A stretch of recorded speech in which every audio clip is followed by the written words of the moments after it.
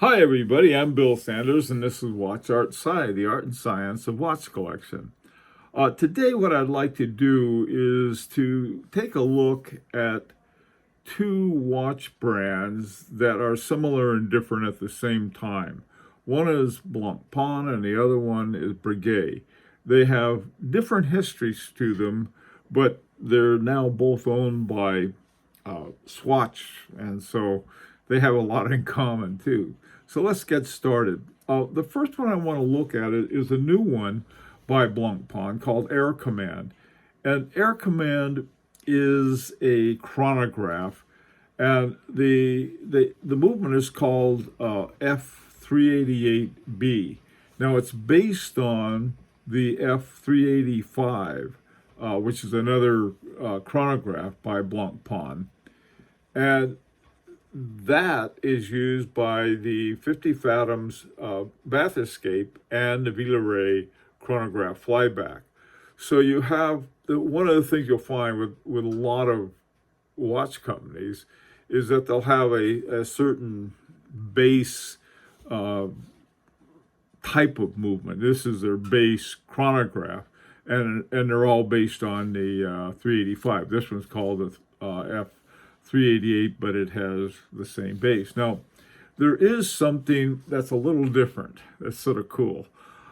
They have 50 Fathoms, then they have the 50 Fathoms Bath Escape, which is their newer one. And using this same kind of movement, but they have the 50 Fathoms. If you'll find that it's called 50 Fathoms chronograph. They have the movement called F185, which is based on the Frederick Breguet 1185. Now, the reason that's interesting, when Swatch bought Blancpain, they actually bought Frederick Breguet. It's a movement company that owned Blancpain, and they were going back and forth. Blancpain used to use Frederick Breguet as their movement source. At some point, they were sold. The son of Frederick Breguet, Frederick Breguet bought Blancpain, and so then they switched it around, and the Frederick Breguet became sort of the movement source for Blancpain watches, and they changed the name to something Blancpain. So that was the end of Frederick Breguet.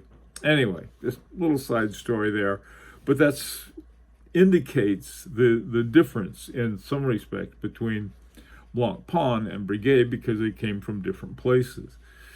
Now this watch, the reason I liked it, I thought, well, this is a wonderful watch. I used to fly, and so I see a propeller on something, I get all excited. That's, of course, it's got nothing to do with flying. About the only thing that you have is that to set your Zulu time on your with this kind of watch, you have to see if I can get it. Here's my rotating bezel on my Easy Diver.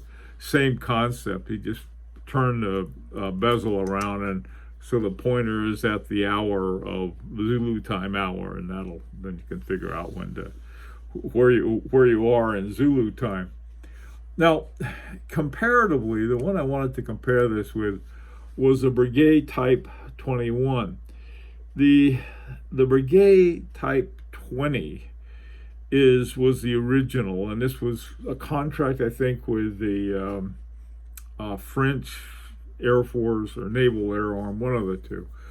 And this is was one of the main kinds of watches that Breguet has, and they still have it, except now they're calling it Breguet, the Type 21 and the Type 22. The Type 21 uses an inverted inline Swiss lever with a silicon escapement. That's one of the things that I think you're going to find in both Breguet and Blancpain.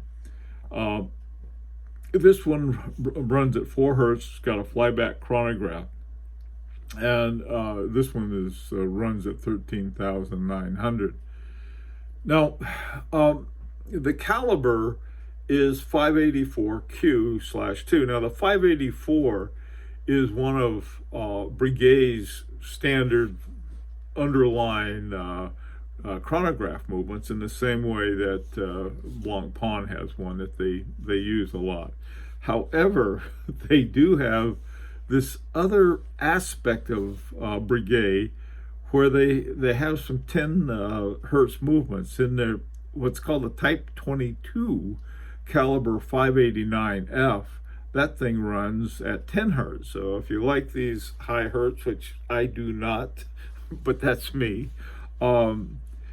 super accuracy, and that's another aspect of Breguet. So you have two companies, Breguet and Blancpain, both with a chronograph, but they also have two different types of chronographs for whatever reason that they have decided on that. Now, moving along, the sort of the equivalent to the Villeray type of watches is Blancpain's Breguet's Classique. And both the Type 20 and the Classique were with Breguet, had been with them for a long time, from the contract with the French Air Force to the Classique. I don't know how far that goes back. That seems to go back all the way to Abraham Louis Breguet. Now, Villeray by Blancpain, that's their more formal watch. The one that I selected to compare with the Classique is called the Grand Date. And the reason I selected that is that they have another one called the Ultra Thin. What's it called? Ultra Plat, something like that. And but this one I thought was a little more comparable. For me, just when I look at these two, I keep looking at the Breguet.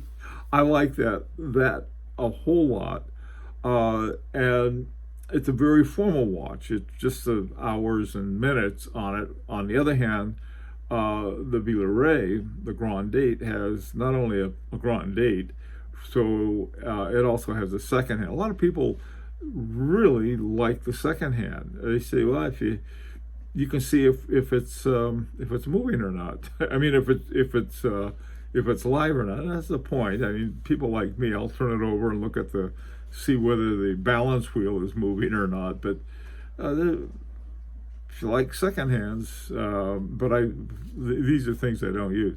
The Date, on the other hand, looking at the Villeray, I see more of a really nice office watch, something you wear, a good business watch. And they have the one that I use for comparison is in gold, just like the Classique. But they also have one in steel, and it's significantly less. The gold one is $21,300, and the steel one is basically $10,000 less.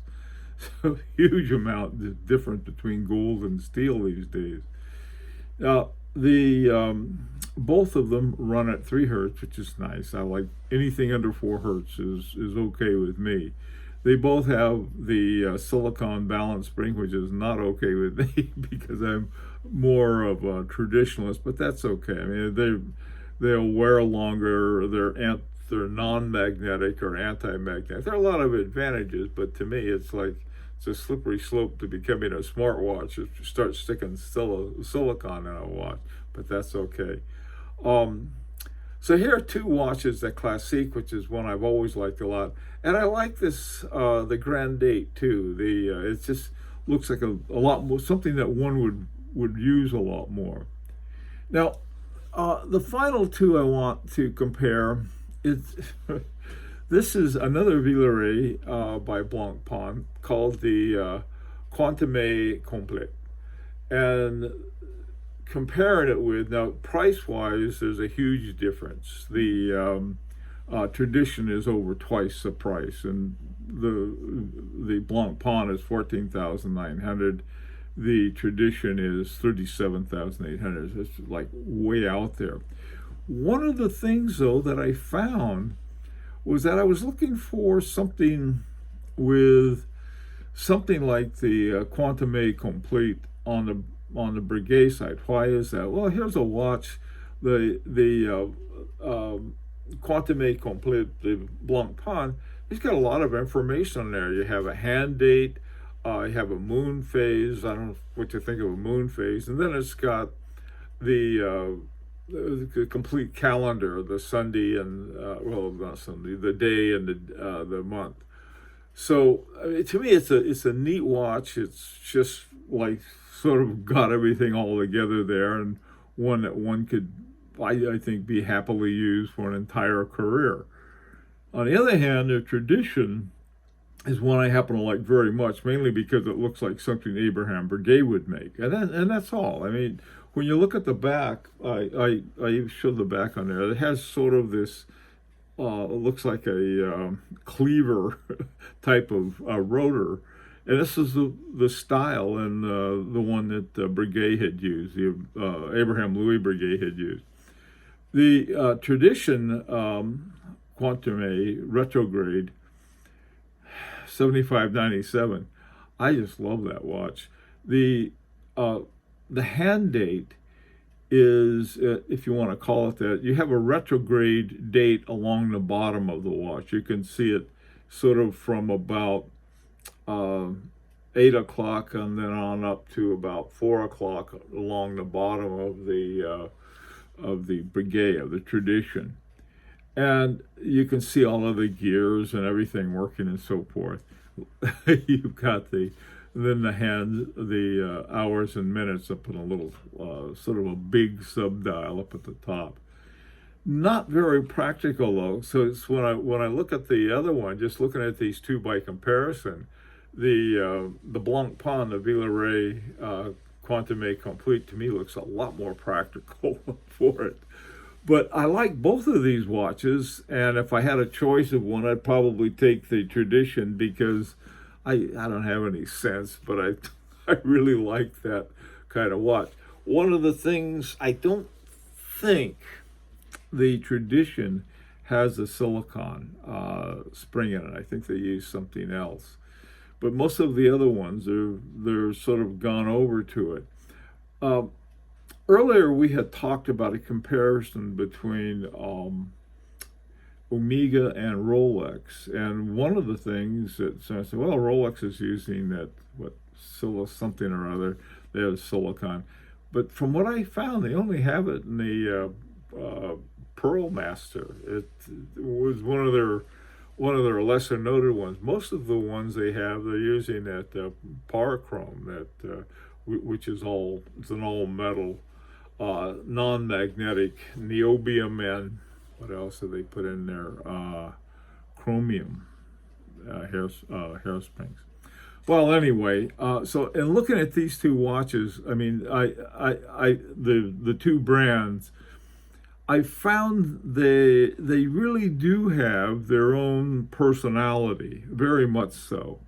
There were a lot of models that I left out because it was like the tourbillons and even carousels. They have some really great ones. They're so expensive, though. I figured, well, I'll leave them out. Not that this tradition is a bargain. Anyhow, I'd like to hear your opinion, what you think of them. And like I said, there are a lot more models if you're interested. But these, I think, for comparison between it, the ones we looked at, I think, are pretty fair comparison. Well, let me know what you think. This is an invitation to subscribe if you'd like. And until next time, this is Bill Sanders for Watch Art Sci, the art and science of watch collection.